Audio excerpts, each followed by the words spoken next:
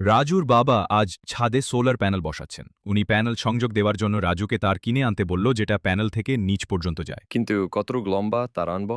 আন্দাজে কিনে নিয়ে আনো, কিন্তু ছোট যেন না হয়। আন্দাজে মাপা তো রাজুর দ্বারা সম্ভব নয়। সে ভাবল, যদি কোনোভাবে ছাদের উচ্চতা জানা যায় তাহলে তো কথাই নেই। রাজু ছুটে গেল তার ড্রয়ারে মেজারিং টেপ খুঁজতে।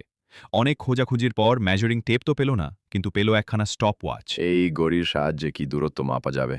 যদি ছাদ থেকে একটা পাথর ফেলে তার পড়ার সময়টা যদি মাপা যায়, তাহলে সেই সময় দিয়ে গতি গুণ করে দূরত্ব বের করা যাবে। কিন্তু গতি মাপবে কিভাবে?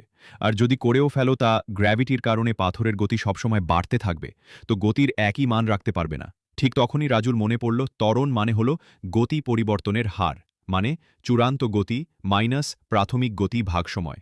তো এখান থেকে ভি এসে গেল you plus A into T.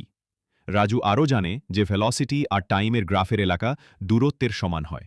যদি সেই গ্রাফে ওয়াই এক্সিক্সে গতির জায়গায় এই বসিয়ে দিই, যেখানে ইউ এবং এ কনস্ট্যান্ট, তখন সেটা একটি লিনিয়ার ইকুয়েশনের গ্রাফ হয়ে যায়, যেটা সরল রেখা হয়। আর যদি আমি ছাদের থেকে পাথর ফেলি, তাহলে প্রাথমিক গতি বা ইউ শূন্য হয়ে যাবে, যা গ্রাফে একটি ত্রিভুজ তৈরি হবে, আর যার ক্ষেত্রফল হাফ ইন্টু এ ইন্টু টি স্কোয়ার।